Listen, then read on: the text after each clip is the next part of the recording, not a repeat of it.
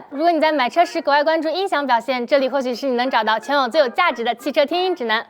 今年初，我们已经带大家体验了沃尔沃 T8 版本的 XC90 和 S90， 这两辆车所搭载的宝华韦健音响，在音质方面给我们留下了深刻的印象。不过，沃尔沃的车型众多，所配备的音响也不尽相同。今天我们就找来了两辆比较特别的沃尔沃，分别是配备了最新宝华韦健音响的，并且支持天空声道的 EM90， 和没有配备宝华韦健音响的 XC60 极夜版。本期视频就让我们一起来全面体验一下新宝华、老宝华和没有宝华韦健的沃尔沃实际听感到底有哪些不同。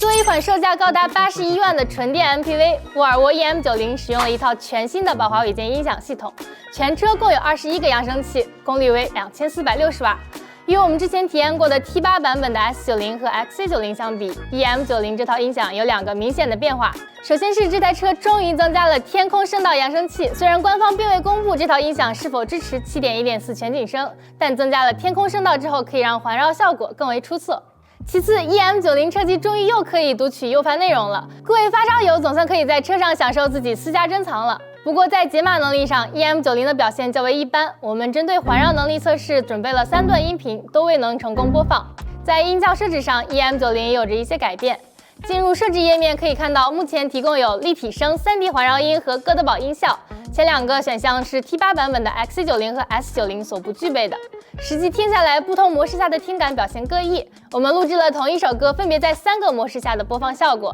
大家也可以先亲自感受一下。在立体声效果下，人声比较集中，能够一定程度上构建出声音的空间位置感，但仍有提升空间。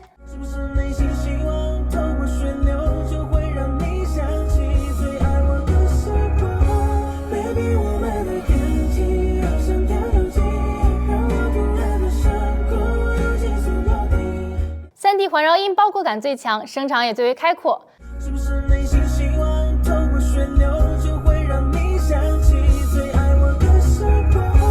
Baby 我们的天气好像跳跳机，让我突然的伤口又紧缩到底。但相比较下，个人还是认为哥德堡音效是最为适配的，高低音频频段听感最好，低频强劲有力，亮感充足，高频细节保留较好，整体的音质表现比较综合。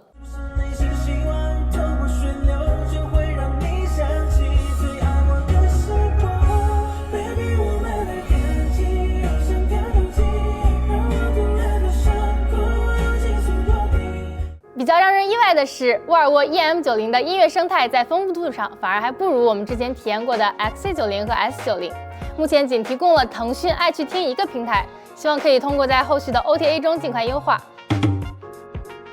听完了旗舰版的 EM90， 接下来再让我们听一下没有配备宝华韦健音响的沃尔沃 XC60。虽然这台极夜版已经是 XC60 家族中仅次于 T8 版本的存在，但标配只有10个扬声器，选装15扬声器的宝华韦健音响需要多花25800元。由于没有配备宝华韦健音响，在声音设置页面，这台 XC60 只能对于高音和低音进行增益或消减的调节。至于哥德堡音乐厅和爵士俱乐部等宝华韦健的专属音效，自然也全部缺席。对于音响有追求的朋友们来说，这台车的音响可玩性确实不高。在车内试听了几首曲目之后，我发现这台车在低频下减和高频衰减确实比我们之前听过的几辆配备宝华韦健音响的沃尔沃车型要逊色不少。主观听感上，声道分离度不高，声场不够宽阔，而且没有相关音效模式，无法进行2次调节。大家可以通过接下来我们录制的这首歌亲自感受一下。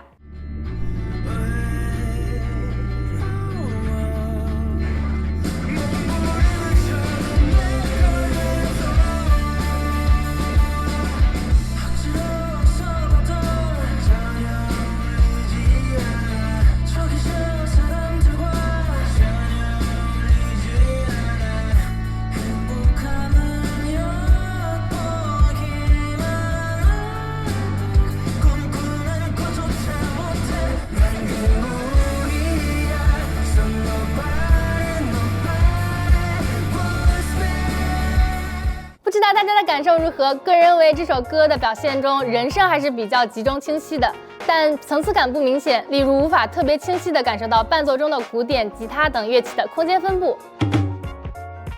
为了让让大家能够更直观地了解一下这几台沃尔沃的音响表现，我们分别在 XC90、S90、EM90、XC60这4辆车上，在默认模式当中对同一首歌进行了录制。大家可以花点时间好好听一听，在评论区或者弹幕里分享一下你更喜欢哪辆车的声音，结果将在稍后公布。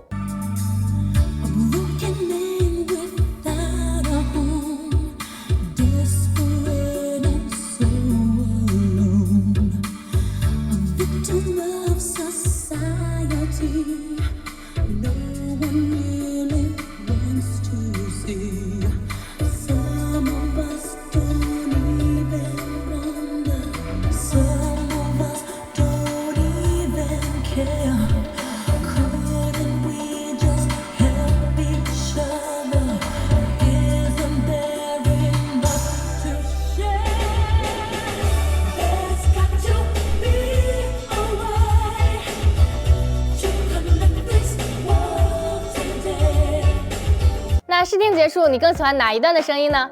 现在来公布一下结果，看看和你的答案一不一致。最后来公布一下这2辆车的客观实测成绩。在 Audiolab 2.0 的评分标准中，沃尔沃 EM90 获得了68分的总成绩，沃尔沃 XC60 则获得了61分的总成绩。不难发现，虽然原厂配备宝华韦健音响的沃尔沃车型普遍价格更高，但这套音响带来的实际听感确实也十分出众。那对于沃尔沃这样的豪华品牌来说，无疑是一个很好的加分项。那么以上就是本期视频的全部内容了，感谢大家的观看，也请多多给我们一键3连支持一下。这里是 Audiolab， 我们下期再见。